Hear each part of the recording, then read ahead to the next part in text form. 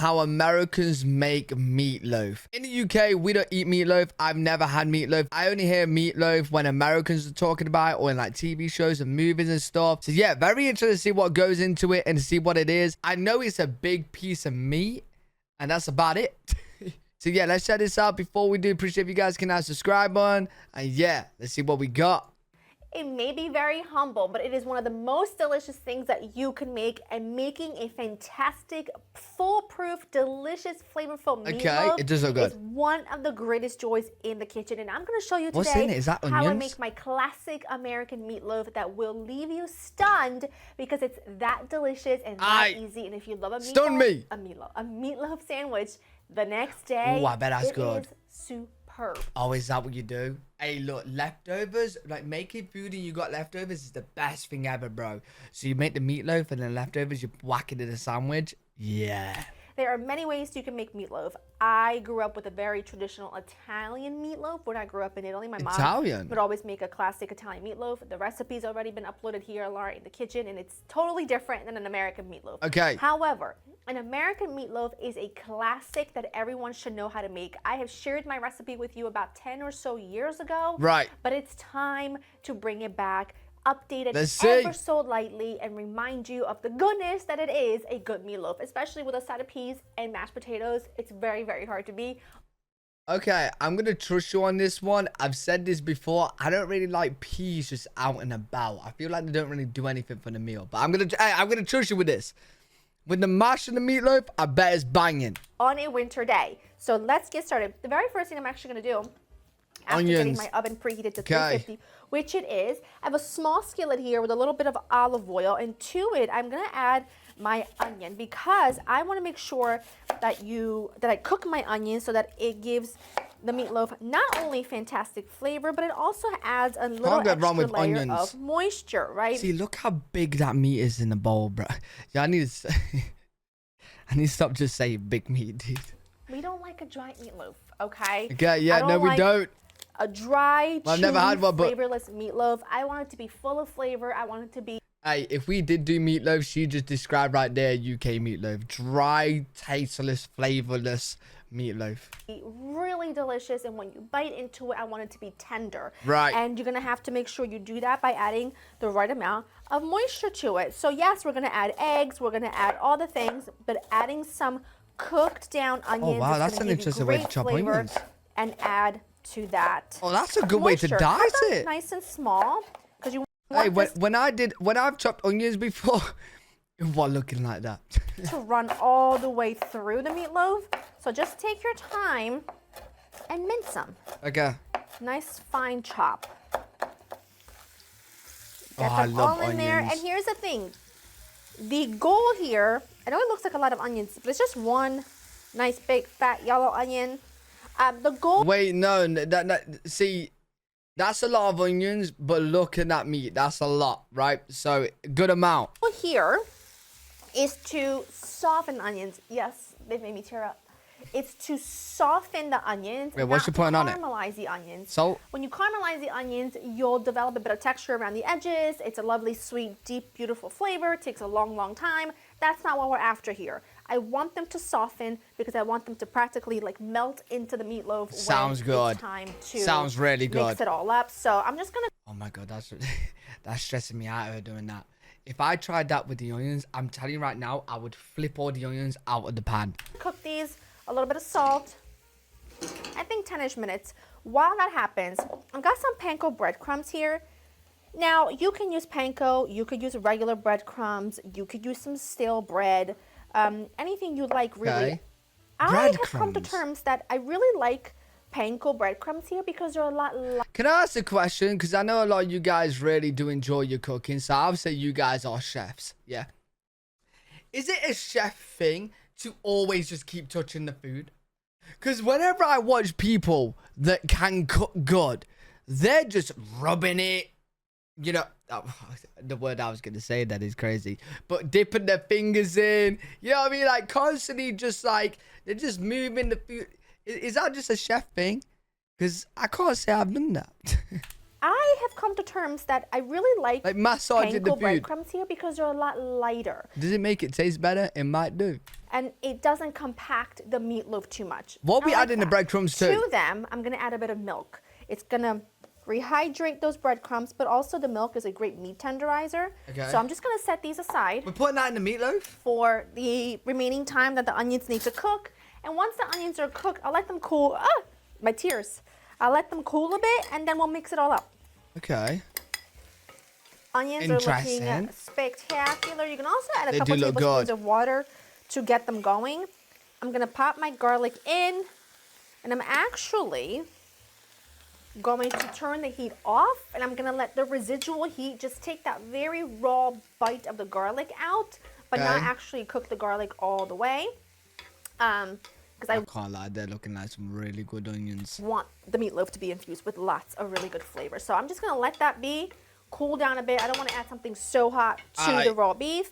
And in the meantime, my eyes are still watering like crazy. Oh, see, this is what I'm seeing a lot in cooking videos. A lot of people are adding plants. Is this plant basil business thing? Is that what this is? The leaves? I am going to chop up fresh parsley. These little tender mid stems, those are fine. Just not any of the really hard, thick stems. Okay. But if they're really tender from the center, it's really fine. It's cold enough. It's really not. But you know what? It's fine. I'm not gonna lie. I'm glad I watched this video, right? Because my belief of what meatloaf was just a piece of meat with like sauce all over it and seasoning. I didn't know you added all this kind of stuff to it. I can't wait any longer. Bring this over. So we've got onions in there. We've got meatloaf. Breadcrumb mixture. Breadcrumbs. Very much a trust the process. And I mean, the meatloaf is pretty big. Eggs? A good amount of seasoning, okay? I've got a couple tablespoons of garlic and herb seasoning. I want flavor. I do not want a plain meatloaf. What's this? With no flavor. You just really grabbed it. Good. About a cup or so of parmigiano. What's That's gonna give you parmigiano? so much goodness and salt.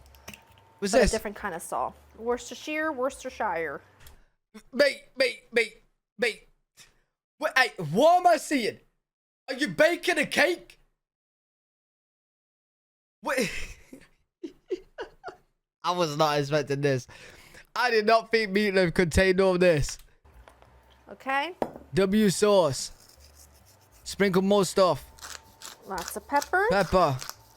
And I have a baking pan ready with parchment paper. If you have a broiler pan or something like that, you could use that. I don't. I'm just gonna use a baking sheet. It's really fine. And I'm just gonna put my arms up. I really wasn't expecting this. If that weirds you out, don't look. Honestly, I've been seeing your hands touching everything. That's not gonna weird me out. Like, listen, this is what I'm saying about actual chefs, man. They just like to get, their hands in. I'm just gonna use my hands. I've actually seen people use a mixer for this. Like, they put it all in their standing mixer. You could definitely do that.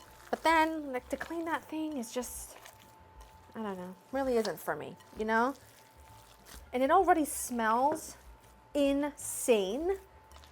And you can see as we're mixing it, it isn't dry.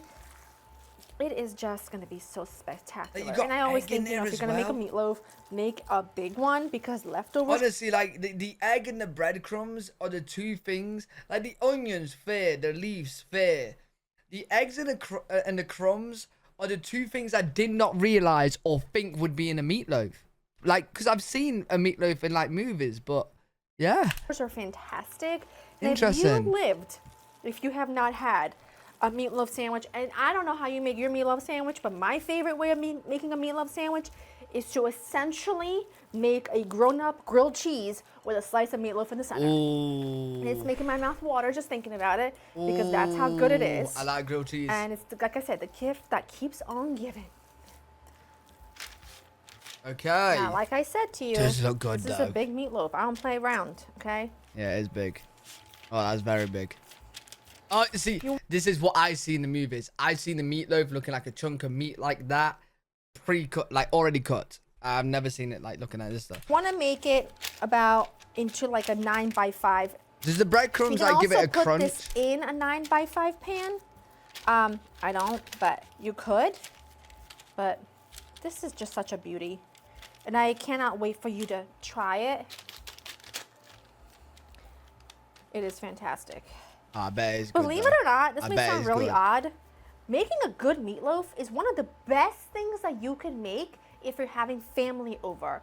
We had this with my in-laws not too long ago. Kids loved it. It's huge, so it's easy to make. Yeah. Make, like I said, a pot of mashed potatoes and some sauteed peas. The whole family loved it. Fresh bread and butter on the side.